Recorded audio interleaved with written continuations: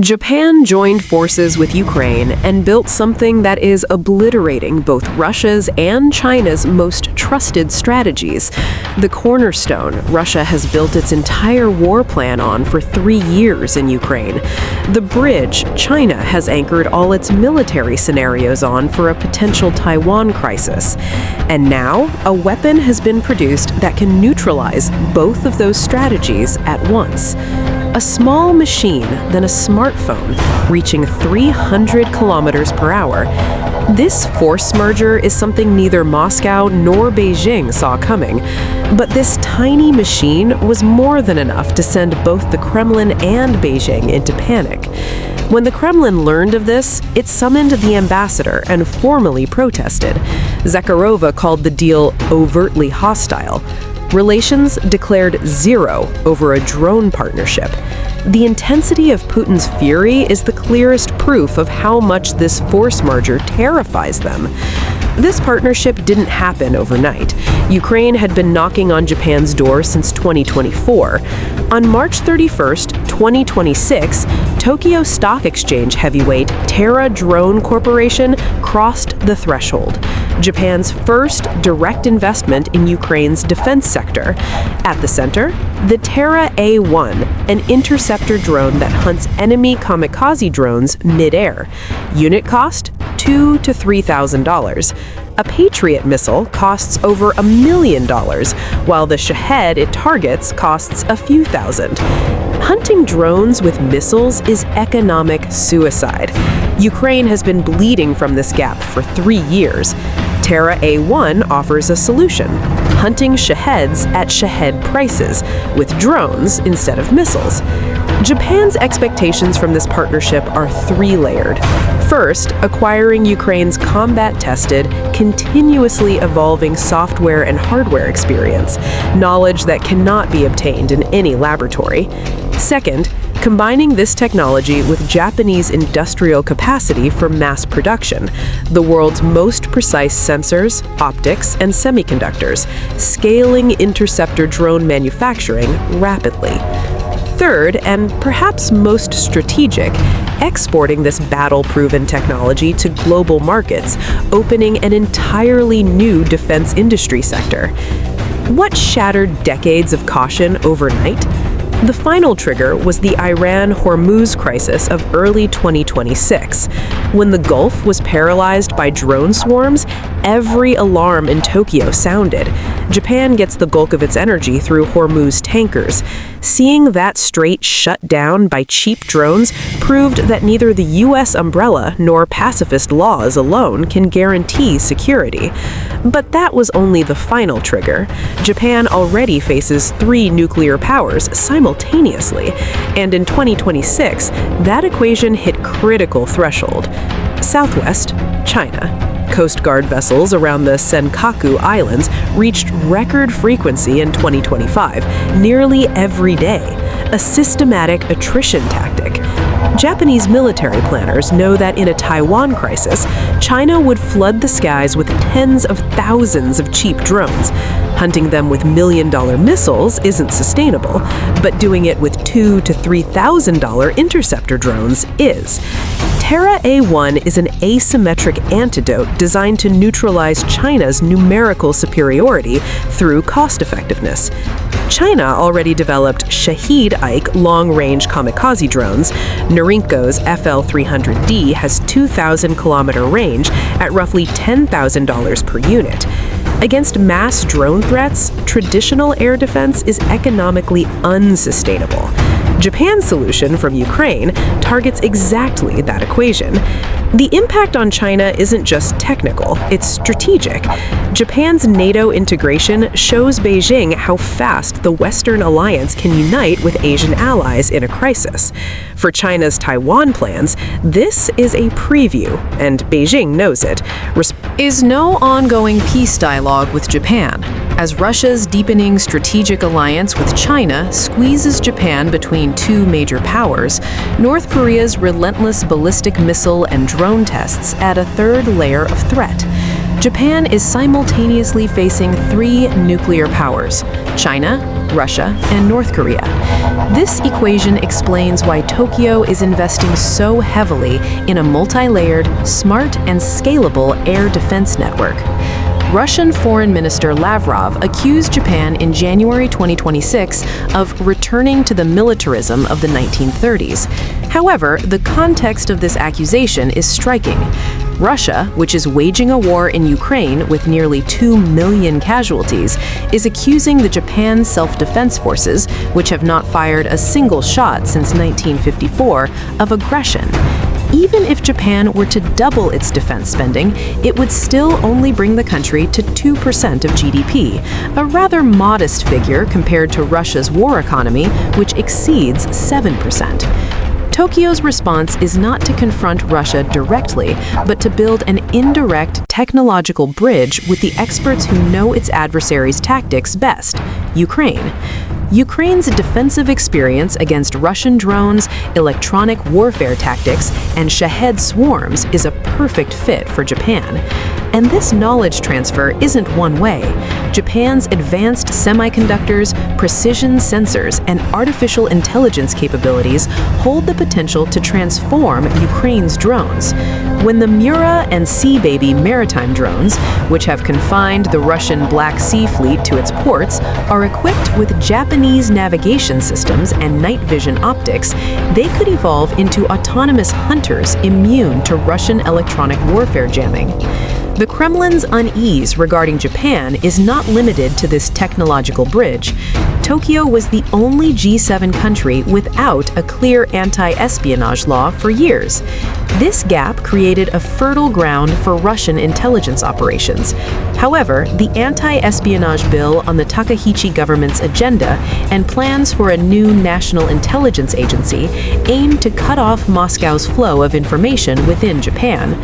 The Tokyo police's identification of a Russian SVR agent in January 2026 is seen as a harbinger of this new era. Tokyo's move does more than just strengthen its own defense. It shatters a political taboo in the Asia-Pacific region, once thought unbreakable.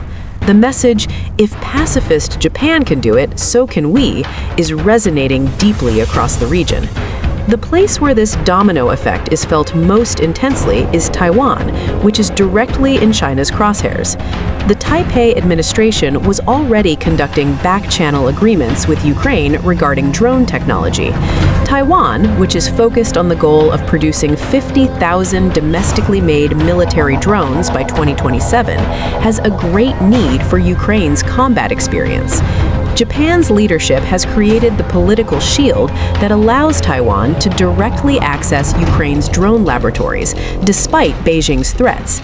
For Taiwan, the issue is not merely about acquiring drones, it is about establishing a self-sufficient defense industry in the event of a potential Chinese blockade and gaining access to knowledge tested under real combat conditions. The South Korean equation is more complex but equally critical. Seoul is already a massive exporter of conventional weapons, such as K-2 tanks and K-9 howitzers, but it is aware that it has fallen behind in the realm of drone warfare. South Korean tech firms, having watched massive tanks in Ukraine get shredded by $500 drones, are turning to anti-drone systems tested in the Ukraine war to avoid falling behind Japan.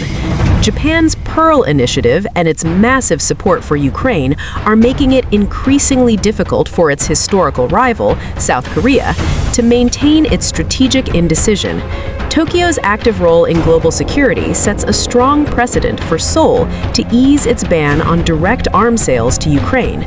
If South Korea were to portion allocated solely to drone defense amounts to 100 billion yen. Prime Minister Sanae Takaichi, the Iron Lady, is the architect of this transformation. Her signature is evident in every step, from doubling the defense budget to easing arms export restrictions, from investments in Ukraine to her outspoken stance on Taiwan.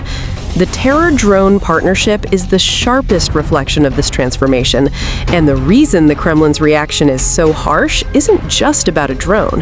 It's about what this partnership means for Russia and China.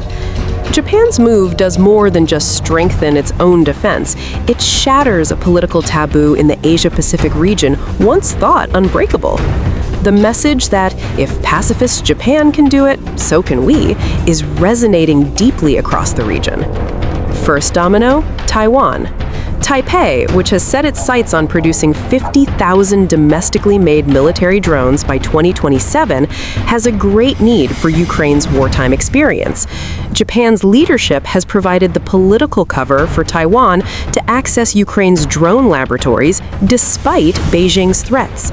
For Taiwan, the issue is not just about acquiring drones, it's about establishing a self-sufficient defense industry in the event of a potential Chinese blockade. The second domino, South Korea, a massive exporter of conventional weapons like K2 tanks and K9 howitzers, but aware that it's falling behind in drone warfare. Companies watching as massive tanks in Ukraine are shredded by $500 drones are taking action to avoid falling behind Japan. Tokyo's active role serves as a strong precedent for Seoul to ease its ban on arms sales to Ukraine. And the most transformative aspect of this technology transfer is that it is two-way. As Ukraine's battle-tested software flows to Japan, Japan's advanced semiconductors and artificial intelligence are flowing back to Ukraine. When the Makura and Sea Baby naval drones, which have trapped the Russian Black Sea Fleet in ports, are equipped with Japanese navigation and night vision optics, they can evolve into autonomous hunters immune to Russian electronic warfare jamming. While Russia is stripping chips from washing machines, Ukraine is gaining direct access to Japan's most advanced semiconductors. This technological asymmetry, Ukraine equipped with Japan's space-age sensors versus Russia, which is fighting with Iranian Shahed drones and North Korean legacy munitions, could influence the course of the war in the long term. Building a missile engine is one thing. Producing the chip and sensor that guide it to the target with millimeter-level precision is Japan's area of expertise. And this expertise is now in Ukraine's hands. In return, Japan gains the opportunity to test its own defense industry under real combat conditions, a validation mechanism no laboratory can provide. Putin's assumption when invading Ukraine was clear. NATO would tire, the West would... Vexelberg were frozen. The seizure of approximately $32 billion in reserves from the Russian central bank vaporized the oligarchs' dreams of investing billions of dollars on the Tokyo Stock Exchange. Now, conducting transactions in Japanese yen is harder for a Russian oligarch than going to Mars. The global money taps were turned off and Russian capital began to drown in its own waters. So where will they flee with their money? There was only one option left: Dubai. Since 2022, we have seen Roman Abramovich's yachts and the private jets of the Russian elite flock to Palm Jumeirah. For a while, Dubai seemed like a neutral paradise. However, the pressure exerted by Japan with the G7 and the secondary sanctions imposed by the US have turned Dubai into a golden cage too. Now, even UAE banks, fearing the wrath of the US and Japan, have started freezing Russian accounts. The rats want to abandon ship, but there is no Asian port left for them to jump to. The cost of living in Dubai and increased surveillance have trapped them in a trap. This financial siege has triggered an unnamed outbreak of paranoia behind the Kremlin walls. Names in Putin's circle of loyalty, such as Timchenko and Rottenberg, are becoming more dependent on state contracts as their wealth outside the country melts away. But this loyalty hangs by a thread. Every signature Japan puts on paper amplifies the whispers of a silent rebellion behind those closed doors in Moscow. The shockwaves of this geopolitical earthquake are hitting the Russian people directly in their kitchens and pockets. The 92% of the population feels that they are surrounded by enemies. However, this is not patriotism, but a deep fear of isolation. Putin's promised Great Russia is turning into a North Korea 2.0 that cannot produce technology and is cut off and isolated from the world. The cries of victory that had echoed in the Kremlin until then gave way to a deep silence with the cold winds blowing in from Tokyo. Vladimir Putin had promised that invading Ukraine would make Russia greater. However, the result was the opposite. Today, Russia is crashing into NATO's steel wall in the west while being suffocated by Japan's technological and economic blockade in the east. Putin's fortress is now surrounded on all sides, its gates sealed, and it has turned into a ruin, rotting from within. Japan's historic move has recorded one indisputable fact in history. In the global order, the price of aggression is not just condemnation, but total annihilation. As Russia's military power melts away on the Ukrainian steppes, its economic future is also sinking into the Pacific waters. The outcome of this war is no longer uncertain. The game over lights have come on for Russia. The war has returned to Putin's home, his economy, and his strategic dreams, destroying everything there. There is no safe place. Russia is alone, and the nightmare is just beginning. We're taking a very short break from our analysis for a very important announcement. Dear viewers, the Facebook page you see on your screen right now with 54,000 followers is completely fake. We have initiated legal proceedings against this pirate page, which has been stealing and publishing our months of hard work, our archive, and all our videos. However, now we need your help. We ask that you pause the video and click the Report Fake Page link we've provided in the description below. On the page that opens, you can help us put a stop to this theft by selecting the intellectual property options. The only official Facebook page we have is the one you see on the screen right now. Viewers watching on TV can access our real page by scanning the QR code on the screen with their phones. Viewers watching on their phones can access our real page by clicking the official link in the About section of our channel. Thank you for standing by us in this just cause and for supporting us by following our official page. Now, we'll continue our analysis from where we left off. So, what are your thoughts on this matter? Share your thoughts in the comments. Don't forget to subscribe to the channel and turn on notifications to stay updated on new analyses. Thank you for choosing